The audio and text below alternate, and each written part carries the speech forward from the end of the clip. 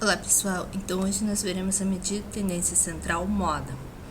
O que seria a moda? Como o nome já diz, é aquilo que mais se vê, ou seja, o dado que ocorre com maior frequência, ou o dado que aparece mais vezes nessa distribuição.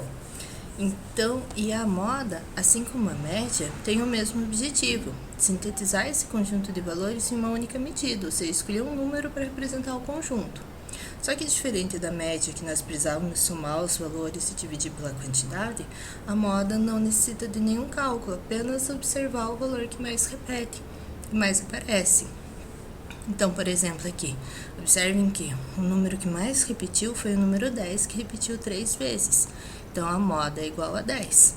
Então, vocês devem se perguntar, se tem o mesmo objetivo da média e a média tem que fazer o cálculo, se não, por que a moda não é mais utilizada? Porque nem sempre nós conseguimos encontrar a moda. Existem séries que nós dizemos que é amodal, ou seja, que não possui moda, porque não possui repetição de valores. E como que nós poderíamos identificar a moda?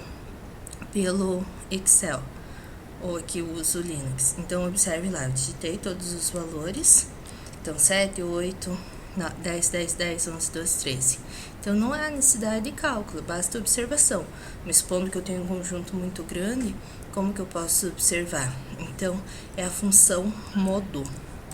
Então, eu coloco lá modo e seleciono os valores que eu quero identificar a modo, que mais se repete. Então, observe, nesse caso aqui é 10, o número que mais se repete. Agora, quando não há repetição, como nesse conjunto, então, modo, que é a função, eu vou selecionar os valores e observe que vai dar erro, significa que não tem moda. Então, esse é o problema da moda, ela é fácil de identificar, mas nem sempre é possível. Ou ainda tem casos como neste exemplo, que é bimodal, tem duas modas. Tem dois números que se repetem a mesma quantidade de vezes, como 4 e o 7. Então, é um conjunto bimodal, pode ser trimodal e assim sucessivamente. Então, esses casos não nos interessa calcular a moda, então. E aí, nós precisamos recorrer à média. Mas em casos mais gerais, nós podemos calcular a moda ao invés da média. Aqui, para dados não agrupados. Como que ficaria para os dados agrupados? Ou seja, com uma distribuição de frequência. Fica ainda mais simples, basta identificar a maior frequência. Então, observe, nesse caso aqui, a maior frequência é o 7. Então, qual que foi o número que apareceu 7 vezes? O número 3. Por isso que a moda é 3. Muitos confundem e acabam colocando 7, a maior frequência. Não, lembre-se que a frequência é a quantidade de vezes que o número se repete. E quando há intervalos de classe? Aí nós temos duas formas de calcular a moda. Pode ser a moda bruta, que é a média do intervalo de classe modal, ou seja, eu observo qual é a maior frequência. 11. Qual o número que repetiu 11 vezes? Foi um número entre 158 e 162. Então, o que eu preciso fazer? Somar os dois valores, 158 mais 162, e dividir por 2, seria 160. Então, olha, 158 mais 162 dividido por 2, 160. Essa é a moda chamada moda bruta. E existe um método mais aprimorado chamado fórmula de Zuber.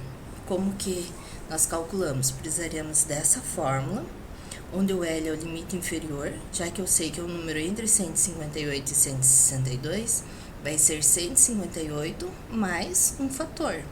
Esse fator é calculado pelo quociente entre esses D1 e D2, que é essa frequência modal menos a anterior, o D1, e a frequência modal menos a frequência posterior, o D2. Olha, F anterior e F posterior. E o H é a amplitude, de quanto em quanto está pulando, como nesse caso aqui está pulando de 4 em 4. Então, observem aqui o exemplo. Então, ficaria lá, a frequência maior era 11 menos 9, 2, e 11 menos 8, 3. Então, substituindo lá o D1 e o D2, amplitude que era 4, e 158. Então, observem que quando nós calculamos a moda bruta, era um número entre 158 e 162. Nós calculamos, deu 160. Fazendo a moda de Zuber, observe que deu praticamente o mesmo valor. Deu 159,6, arredondando 160.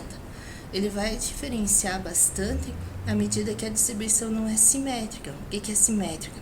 Que a maior concentração não está no centro. Observe que aqui a maior concentração está mais ou menos no centro da distribuição.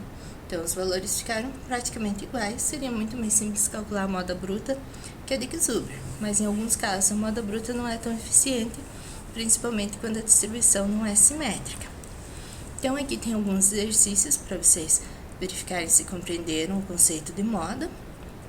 E lá no Classroom eu vou postar as soluções.